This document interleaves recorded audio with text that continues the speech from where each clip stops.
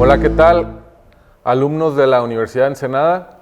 Mi nombre es Manuel Alemán Huerta, para servirles. Soy abogado especializado en Derecho Laboral. Actualmente tengo la fortuna de haber sido invitado como maestro a la universidad de la cual ustedes son parte, la misma que cuenta con un plan de estudios admirable. Sinceramente, es una de las principales razones por las que acepté la invitación. Me dedico 100% al litigio en materia de derecho laboral, pero independientemente de ello, damos cátedra a alumnos de administración y logística empresarial, por lo que la opinión que vamos a dar el día de hoy va a tener relevancia en ambos casos. Entonces, trataremos de abarcar el ámbito empresarial y el ámbito jurídico del fenómeno que se está llevando a cabo a raíz del famoso coronavirus. Empezando obviamente por las medidas que ha tomado el gobierno federal, en este caso la autoridad, por conducto de la Secretaría de Salud de la Federación, pues para contrarrestar la llegada de este virus, que sinceramente pues es una pandemia reconocida, peligrosa, y en la cual ha habido advertencias desde el año de 2019 por parte de la Organización Mundial de la Salud. Nosotros como Estado internacional estamos obligados a preservar y buscar la salud de los mexicanos y de toda la gente que viva en México, no importa la nacionalidad. Somos un Estado libre y soberano. Ahora bien, retomando las determinaciones de la autoridad, se han venido dando durante el mes de marzo diferentes publicaciones en el Diario Oficial de la Federación. Estas publicaciones se han dado por parte de la Secretaría de Salud, como bien les comenté anteriormente.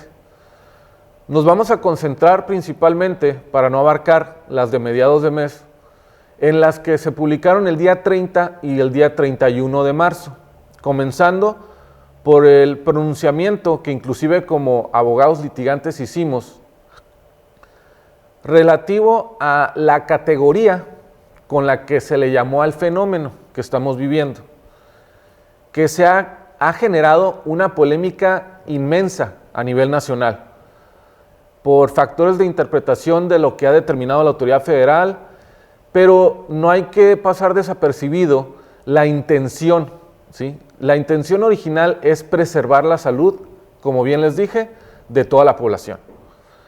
Ahora bien, primero tenemos la publicación del día 30, ¿sí? El día 30, me voy a auxiliar de las herramientas que tengo aquí, se publicaron dos simples artículos. El primero de ellos declaraba esta situación o este fenómeno como una emergencia sanitaria por causa de fuerza mayor. Muy bien. A la epidemia de enfermedad generada por el virus COVID-19. Y es todo lo que menciona el artículo. En su artículo segundo se hablaba de que la Secretaría de Salud iba a determinar las medidas o acciones a tomar que fueran necesarias para contrarrestar la llegada de dicho virus, obviamente por parte del sector empresarial o inclusive el gobierno federal o de la dependencia o estado que corresponda.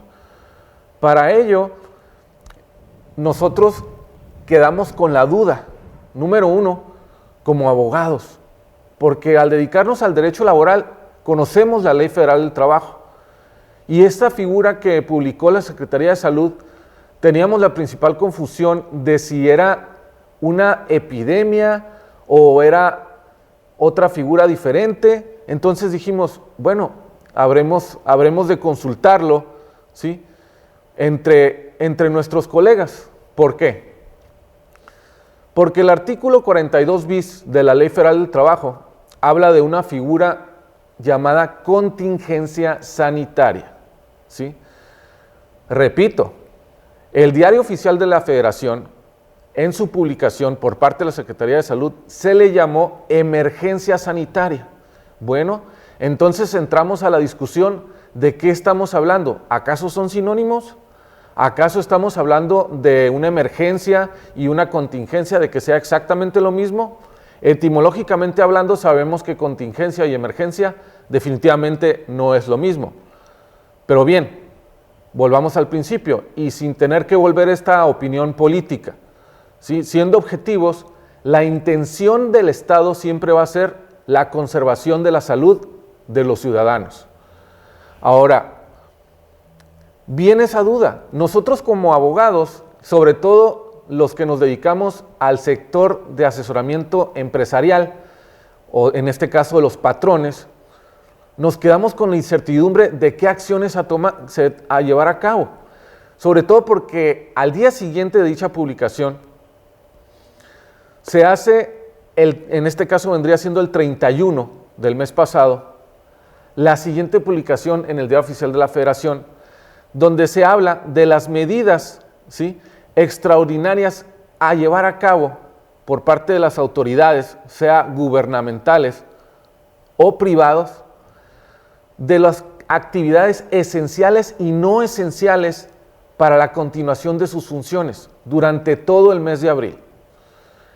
¿Qué consecuencias lleva esto? Bueno, como abogados laboralistas les comentaba, número 1, entramos a la interpretación. El acuerdo dice una cosa, pero la Ley Federal del Trabajo dice otra. No, jóvenes, la intención del gobierno definitivamente no creo que sea actuar o tomar determinaciones en contra de una determinación o una normatividad federal. Hay que concentrarnos únicamente en la finalidad, ¿sí? En esta publicación del día 31, ya con el antecedente de la publicación del día 30, de que existía una cuestión de emergencia sanitaria por causa de fuerza mayor, se publicaron diversas medidas y sobre todo diversos sectores empresariales sobre sus actividades, ¿sí? Como por ejemplo, la universidad en la que ustedes estudian actualmente se considera una actividad indispensable para el desarrollo económico del país, pero hay herramientas tecnológicas, con plataformas en línea, virtuales, digitalización de la información, para poder continuar ustedes con sus estudios, medidas que tomó la universidad, y poder apropiarse de los elementos suficientes para evitar que se contagie el alumnado. ¿Qué pasa con las empresas entonces? Entra la confusión de que si yo, en mi objeto social como empresario, tengo una actividad considerada esencial o no esencial, como lo dice la publicación del Diario Oficial de la Federación. Nosotros como asociados en un despacho jurídico, tomamos una determinación y un pronunciamiento anteponiendo toda esta situación desde el día 18 de marzo, donde considerábamos que era importante evaluar la posibilidad de que los patrones tuvieran que pagar a sus trabajadores un salario mínimo en base a una fracción de la Ley Federal del Trabajo, la cual se las voy a comentar en un momento. Vamos a retomar lo que estamos mencionando de la publicación del Diario Oficial de la Federación, pero nos vamos a concentrar en este momento en lo que dice la Ley Federal del Trabajo. Si me permiten, primer punto. La Ley Federal del Trabajo fue reformada en diversas ocasiones en los últimos 20 años. La Ley Federal del Trabajo y el derecho laboral en general es un derecho joven, a diferencia del derecho civil o otras ramas del derecho privado importantes para nuestro país. En el 2012 fue reformada la Ley Federal del Trabajo y se agregaron ciertos artículos. Recordemos que existió un fenómeno antes del 2010, el conocido virus de la influenza, ¿sí? El H1N1, si más no recuerdo, creo que es el nombre correcto. El Estado se percató de que podía ocurrir un fenómeno parecido en un futuro. Entonces, en la reforma que se llevó a cabo y entró en vigor a la Ley Federal del Trabajo a partir del año 2012, se agregó un artículo, un 42 bis, que a la letra dice, si me permiten citar: en los casos en que las autoridades competentes, bien, sabemos quién es la autoridad competente, la Secretaría de Salud, por conducto de una de sus dependencias, que en un momento diremos cuál es. En los casos en que las autoridades competentes, emitan una declaratoria de contingencia sanitaria, dice la Ley Federal del Trabajo, conforme a las disposiciones aplicables, que implique la suspensión de las labores, se estará lo dispuesto en el artículo 429, fracción cuarta de esta ley. Es todo lo que dice el artículo. Punto número 1. Podemos observar que la Ley Federal del Trabajo en ninguna parte dice emergencia sanitaria, dice contingencia sanitaria. Bien, retomemos lo que dice el artículo 429 de la Ley Federal del Trabajo. 429 de la Ley Federal del Trabajo dice: en los casos señalados en el artículo 427 se observarán las normas siguientes, que ese artículo en un momento más lo vamos a tomar a consideración. Fracción cuarta dice: si se trata de la fracción séptima del 427, el patrón no requerirá aprobación o autorización de la Junta de Conciliación y Arbitraje, que en la actualidad todavía esta normatividad es aplicable, hago paréntesis, independientemente de que la Ley Federal del Trabajo fue de nueva cuenta reformada el año pasado, 2019, todavía sus autoridades no entran en funciones y sus artículos transitorios son muy claros en relación a partir de cuándo vamos a aplicar dicha normatividad. Continuamos. El patrón no requerirá, ¿sí?, como bien dije, aprobación o autorización de la Junta de Conciliación y Arbitraje y estará obligado a pagar a sus trabajadores una indemnización, ojo, palabra clave, indemnización equivalente a un día de salario mínimo general vigente, ¿sí?, para cada día que dure la suspensión, sin que pueda exceder de un mes, que un mes para la propia Ley Federal del Trabajo equivale a 30 días naturales. Entonces, ¿de qué supuesto estamos hablando aquí? Número 1, estamos hablando de las suspensiones colectivas de las relaciones de trabajo, que es a lo que vamos y donde se hace referencia en este artículo, al artículo 427, primer artículo de dicho capítulo de la Ley Federal del Trabajo, de las suspensiones. Dice lo siguiente: son causas de suspensión temporal de las relaciones de trabajo en una empresa o establecimiento. Recordemos que se retomaba la fracción séptima. ¿Qué dice la fracción séptima? La suspensión de labores o trabajos que decrete la autoridad sanitaria competente en los casos de contingencia sanitaria. Es donde entra la interpretación del abogado litigante. Oye, ¿estamos en una contingencia sanitaria o una emergencia sanitaria? Fue la primer confusión que existió a raíz de la publicación del día 30 del mes pasado. Sobre todo el empresario, ¿qué hago? ¿Mando descansar a los trabajadores? ¿Qué voy a hacer? Que de nueva cuenta retomo, esto es muy importante porque se hará un análisis desde el punto de vista empresarial también, y claro, desde el sector obrero. Retomamos la publicación en el Diario Oficial del día 30. Nos dice que es una emergencia sanitaria por causa de fuerza mayor. Causa de fuerza mayor. ¿Qué es fuerza mayor? Entramos a la confusión. ¿Por qué es una causal de fuerza mayor? ¿Por qué se le llama emergencia sanitaria? Bien, en el mismo artículo 427 de la Ley Federal del Trabajo, que marca, como bien dijimos, las causales de suspensión temporal de las relaciones, en su fracción primera dice lo siguiente: la fuerza mayor o el caso fortuito no imputable al patrón, ojo, o su incapacidad física o mental, o su muerte que produzca como consecuencia necesaria, inmediata y directa, la suspensión de los trabajos. Entonces, es una causal que ya están retomando aquí la autoridad sanitaria. Es donde entra la interpretación, que es aplicable. ¿Sí? ¿Por qué? Porque la Ley Federal del Trabajo, en su artículo 430, dice lo siguiente: la Junta de Conciliación y Arbitraje, con excepción a los casos en que se refiere la fracción séptima del artículo 427, que significa que es aplicable, ¿sí?, a la fracción primera por causa de fuerza mayor, al sancionar, ojo, o autorizar la suspensión, fijará la indemnización que deba pagarse a los trabajadores, tomando en consideración, entre otras circunstancias, el tiempo probable de suspensión de los trabajos y la posibilidad de que encuentren nueva ocupación, sin que pueda exceder del importe de un mes de salario. Entonces, nos encontramos realmente en ese supuesto. Primer problema, tiene que haber una autorización por parte de la autoridad laboral, que en este caso son las juntas de conciliación y arbitraje.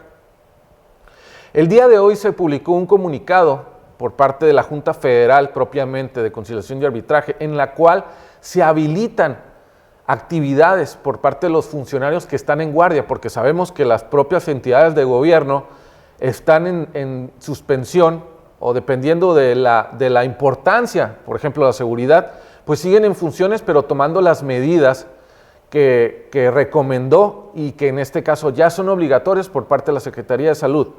Entonces, publicó la Junta Federal que se va a habilitar, que pueden ir los patrones y los trabajadores a ratificar convenios de común acuerdo en los cuales se pacta un acuerdo de salarial, etcétera, ¿sí? Ahí viene el problema. Entonces no hablamos del salario mínimo, hablamos del salario íntegro que tiene el trabajador. Si nos vamos al supuesto causal de fuerza mayor. ¿Por qué? Pues por lo que dice el artículo 430 de la Ley Federal del Trabajo que acabamos de ver. Independientemente de ello, la suspensión es inmediata. Entonces, el patrón o la empresa está obligada a que inmediatamente se lleve a cabo la suspensión y posterior a ello, ¿sí?, ya estando en funciones o que existe la posibilidad ante la Junta de Conciliación por habilitación o cuando entre en funciones, llevar a cabo un trámite, vamos a llamarle así, en el entendido de que estamos dirigiéndonos a abogados y a licenciados en administración, al sector empresarial, que autorice esa suspensión y que efectivamente se haya llevado a cabo de la manera correcta. Entonces entramos a la confusión. Ahora, ¿por qué hay confusión? Como dijimos, la Ley Federal del Trabajo marca el nombre de contingencia sanitaria. Y el decreto, que es un acuerdo en sí, el acuerdo publicado más bien por la Secretaría de Salud, hace el llamado a una emergencia sanitaria por causa de fuerza mayor. No son sinónimos, pero es importante tener conocimiento de lo siguiente, compañeros, ¿sí? No solo la Ley Federal del Trabajo contempla estados de emergencia, no solo es aplicable en el derecho laboral o para los trabajadores en dado caso de que exista una crisis sanitaria en nuestro país, por lo que es importante siempre abastecerse de toda la información en nuestras manos para poder llegar a la interpretación correcta, sobre todo, como bien comúnmente se habla entre abogados, cuál era la intención del legislador al momento de tomar dicha determinación o ese pronunciamiento de contingencia sanitaria. La Ley General de Salud es muy clara. En su artículo 181 dice lo siguiente: en caso de epidemia, ojo, de carácter grave, peligro de invasión de enfermedades transmitibles, situaciones de emergencia o catástrofe que afecte al país, la Secretaría de Salud dictará inmediatamente las medidas indispensables para prevenir y combatir los daños a la salud, a reserva de que tales medidas sean después sancionadas por el presidente de la República. Ojo, ¿qué significa? Número uno, que las publicaciones pues tienen total validez. Las ha hecho la Secretaría de Salud. No es necesario, por derecho constitucional, ¿sí?, que exista una autorización previa del titular del Ejecutivo Federal para que se tome una medida por parte del gobierno para conservar la salud en nuestro país. Ojo, bien dice el artículo, situaciones de emergencia o catástrofe. Escuchamos por primera vez el término emergencia. En su artículo 356 de la propia Ley General de Salud, dice lo siguiente: cuando las circunstancias lo exijan, se establecerá estaciones de aislamiento y vigilancia sanitaria en los lugares que determine la Secretaría de Salud. Y, en caso de emergencia sanitaria, la propia Secretaría de Salud podrá habilitar cualquier edificio como estación para ese objeto. Entonces, estamos hablando de una emergencia sanitaria a criterio o contemplada en la Ley General de Salud. Independientemente de ello, el órgano directamente responsable que forma parte de la Secretaría de Salud, y les mencioné hace un momento, es el Consejo de Salubridad General. Su principal objeto es preservar la salud de los mexicanos, tomar medidas en dado caso que exista una pandemia, una emergencia como la que actualmente estamos viviendo. En su reglamento interno de dicha figura, específicamente en su artículo 8, dice lo siguiente: el Consejo contará con una junta ejecutiva que tendrá como función atender los casos de emergencia que en materia de salubridad general sean de la competencia del Consejo. En su artículo 9 dice lo siguiente: el Consejo tendrá las siguientes funciones y una cantidad diversa de fracciones. Nos vamos a concentrar en la que realmente nos importa, que es la 17ª. Dice lo siguiente: aprobar y publicar en el Diario Oficial de la Federación la declaratoria en los casos de enfermedades graves que sean causa de emergencia, ojo, emergencia, o atenten contra la salud nacional, por iniciativa propia o a solicitud por escrito de instituciones nacionales especializadas en la enfermedad, que sean acreditadas por el propio Consejo, en la que se justifique la necesidad de atención prioritaria.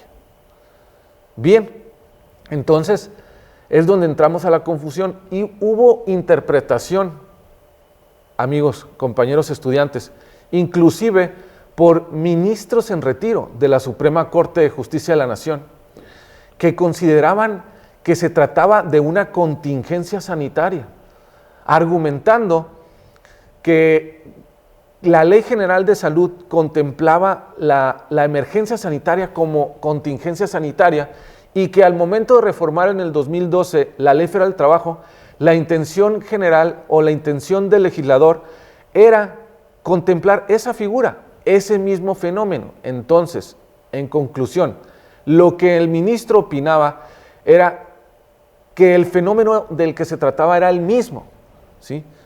Pero entra este acuerdo en publicación, donde ya estamos en total desacuerdo con la opinión de dicho ministro.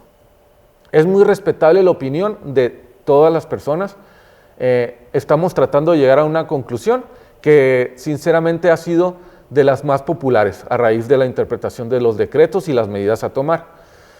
Muy bien, recordemos que el decreto es muy claro, la publicación, perdón, dice emergencia sanitaria por causa de fuerza mayor, es lo clave. Entonces, las medidas a tomar por el sector empresarial, las cuales sinceramente como abogado de empresa no creo que sean las correctas, creo que la determinación o la publicación hecha es tardía. Con antelación se debió de haber tomado las medidas para poder contener la enfermedad. Es muy complicado para la pequeña y mediana empresa pagar un salario íntegro por 30 días y cerrar el local o el inmueble donde esté la empresa. Vámonos desde el punto de vista del sector empresarial. Sabemos ya jurídicamente que estamos obligados a pagar a los trabajadores su salario íntegro. No podemos hacer una reducción salarial, es algo completamente ilegal y como empresarios nos expondríamos a que un trabajador ejercite una acción en nuestra contra o en su caso ser observados por la autoridad del trabajo, sea local o federal, nos lleguen a visitar, a inspeccionar y pues caer en algún tipo de sanción administrativa. Independientemente de esa observación, ¿sí? Recordemos que existe diferencia entre las empresas de actividad esencial y no esencial, que fueron decretadas o acordadas en la publicación hecha el día 31. ¿Qué significa? Que si yo como empresario, del desglose de actividades que se ven en el decreto, en el acuerdo, en la publicación, se encuentra el objeto de mi negocio, bueno, tengo que observar qué medidas debo tomar. Es importante hacer la observación de que en la actualidad la autoridad tiene la instrucción de hacer visitas, hacer inspecciones a las empresas, sea grande, sea pequeña, tenga 10, tenga 5, tenga 1000 trabajadores, para ver si se están implementando las medidas de una empresa de uso, digamos, indispensable. Que el término correcto, perdón chicos, lo es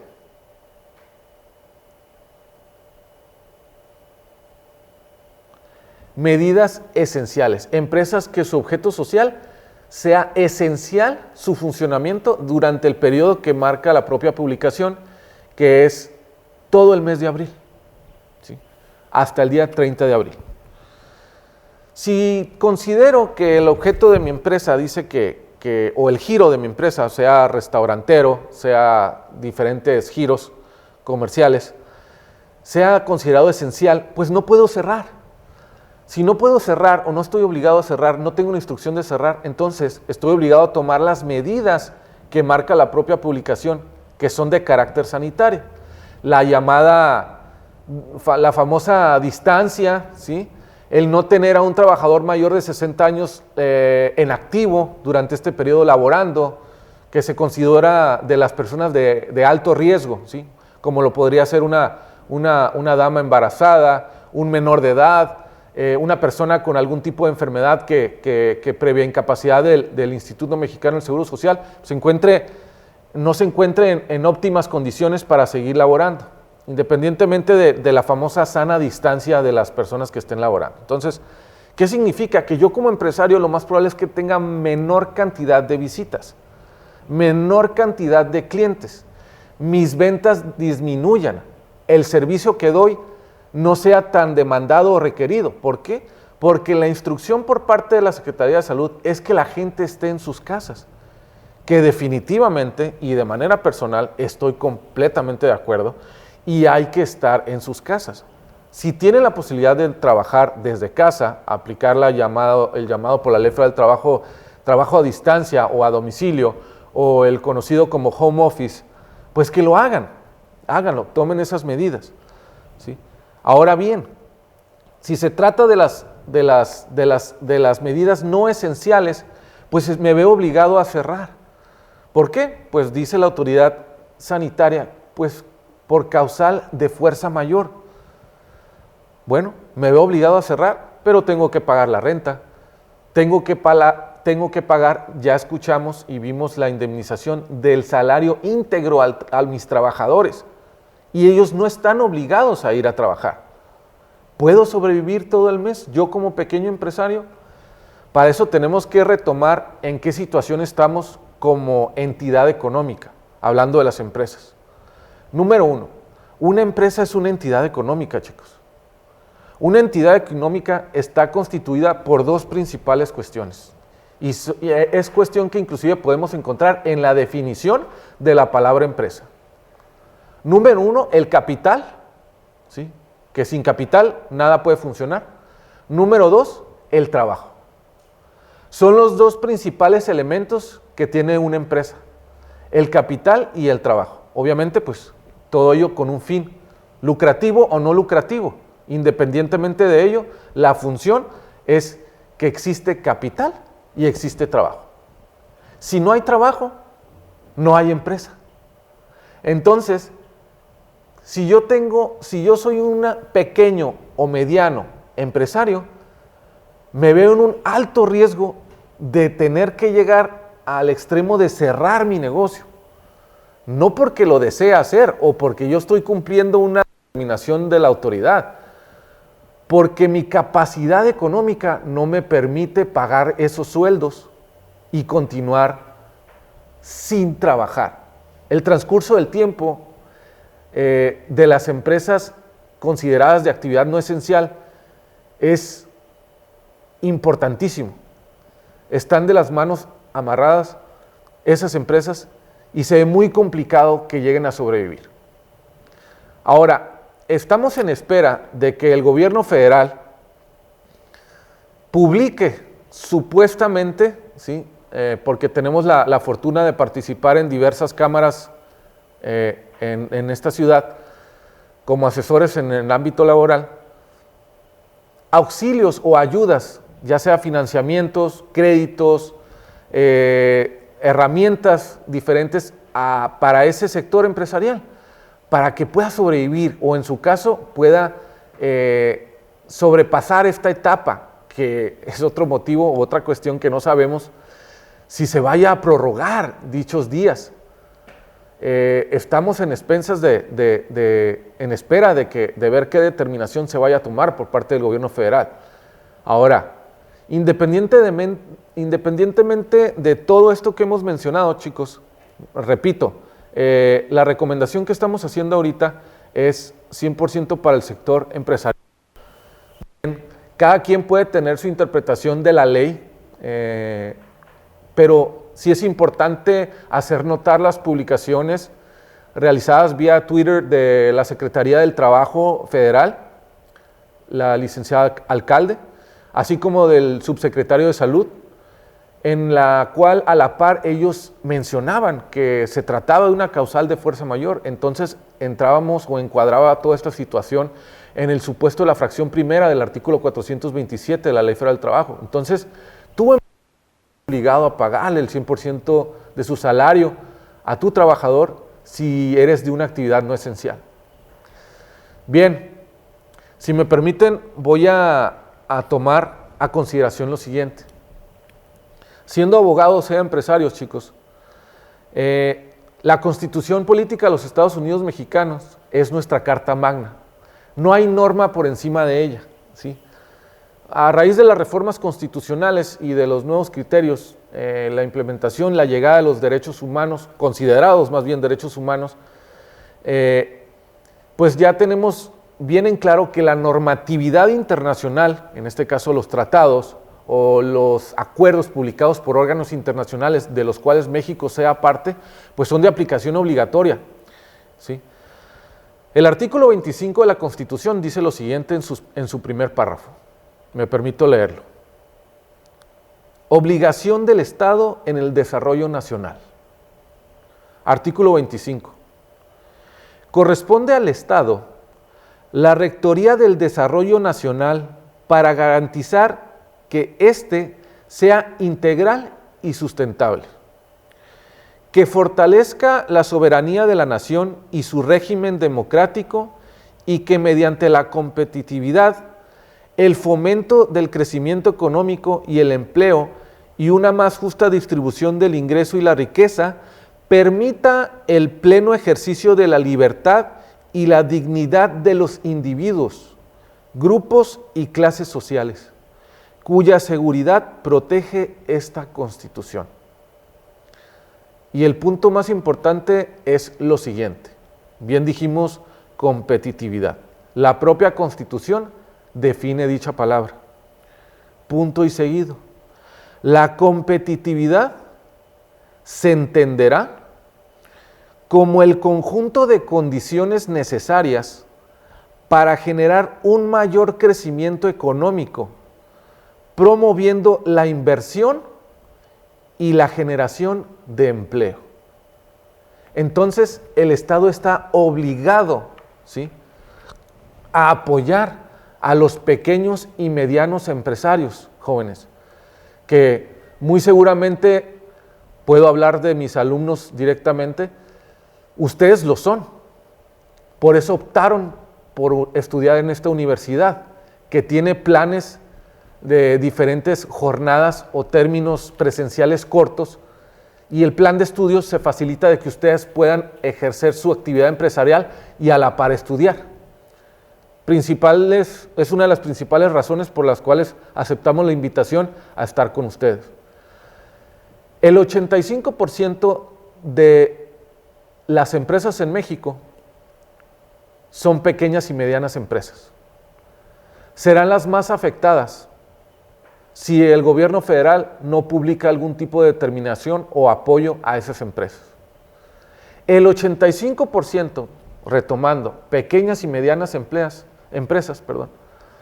generan esa cantidad en porcentaje equivalente del empleo en nuestro país. Entonces, está en alto riesgo la economía nacional. Hay altas probabilidades de que entremos en una crisis importante. Bien lo decía el canciller Ebrard, que había posibilidades de que existieran aportaciones por parte del gobierno federal o apoyos al pequeño y mediano empresario. Ustedes como empresarios les recomiendo que estén al tanto de las publicaciones del gobierno. El día de ayer hubo una reunión por parte de dirigentes nacionales de diferentes cámaras empresariales, directamente con el titular del Poder Ejecutivo Federal. Al entrevistar a dichas personas, a la salida de la reunión, dicen los titulares que salieron contentos, que va a haber apoyo por parte del gobierno federal. Estamos en espera a que el próximo domingo se lleve a cabo la publicación. Ellos, obviamente, en la entrevista que se les realizó, se reservaron a opinar respecto a los temas tratados porque estará en manos del titular de la autoridad federal el publicar eso ante los medios el próximo día domingo. Estén a la espera de dicha determinación. Esperemos que se apoye al empresario. Vemos claramente que se está apoyando al trabajador. Necesitamos no perder en consideración las intenciones del legislador, sea la Ley General de Salud, sea sus reglamentos o de sus organismos, sea la Ley Federal del Trabajo o su debida aplicación. Al momento de llevar a cabo la vigencia de dichas normas, siempre hubo una intención, o inclusive la iniciativa de las reformas de las mismas. Hay que valorar eso, hay que valorar sobre todo en nuestra realidad objetiva las manifestaciones o las publicaciones hechas vía redes sociales de dichas autoridades federales, que a final de cuentas son las medidas que ellos tomarán. Tenemos que estar preparados como el sector privado a cumplir con las medidas que ellos mencionan. La recomendación final, como abogado litigante, como maestro de ustedes y como asesor en el ámbito empresarial de diversas empresas, son las siguientes. La entidad económica más importante a nivel nacional es la pequeña y mediana empresa. No hay entidad más importante para la economía de nuestro país. Es importante que nuestro gobierno publique estímulos fiscales o apoyos, ya sea recursos a fondo perdido o con ciertas necesidades, para que se apoye a dicho empleador. Si se trata de proteger las labores, veámoslo como que está en alto riesgo de que la mitad de la población o la mayoría de la población se quede sin empleo. No podemos pasar desapercibido esa situación y hay que hacer un llamado, si está en nuestras posibilidades, a la autoridad, sea federal, sea local, para tomar las medidas necesarias sobre la cuestión tributaria o la cuestión fiscal. Porque independientemente de la cuestión federal, también el Estado tiene impuestos al salario, que el pequeño y mediano empresario está obligado a pagar, pase lo que pase. Al no haber todavía pronunciamiento al respecto en apoyo a ellos por parte de la Federación ni del Estado. No lo dudo que habrá, es importante mencionarlo, porque no se trata de hablar de cuestión política, alumnos, pero sí es importante ser objetivos en las publicaciones que se ha hecho y la realidad, así como obligaciones que tienen los empresarios, como ustedes. Que hasta el momento no lo ha habido. Esperemos que lo haya. Es su obligación, lo dice la Constitución. Preservar la economía, preservar la generación de los empleos. Las inversiones en la actualidad, sobre todo el sector empresarial, empresas grandes, empresas que laboran de un capital extranjero, están optando por invertir en diversos países. Hay muchas oportunidades de negocio que se están yendo a otras partes, pues porque no es conveniente invertir en México, a criterio de ellos. Muy bien, entonces sabemos que en cuestión laboral pues no estamos ante la situación contemplada por la Ley Federal del Trabajo, llamada contingencia sanitaria, sino estamos ante una llamada emergencia sanitaria por causa de fuerza mayor que encuadra en la fracción primera del artículo 427. Mientras el Ejecutivo Federal continúe tomando determinaciones en ese ámbito, hay alta vulnerabilidad del pequeño y mediano empresario.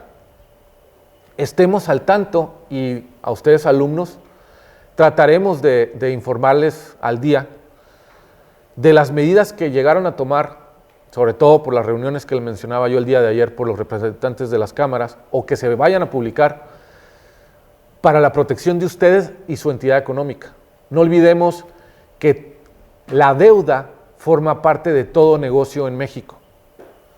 Entonces, el manejo de deuda, del crédito, para la operatividad de un negocio es indispensable.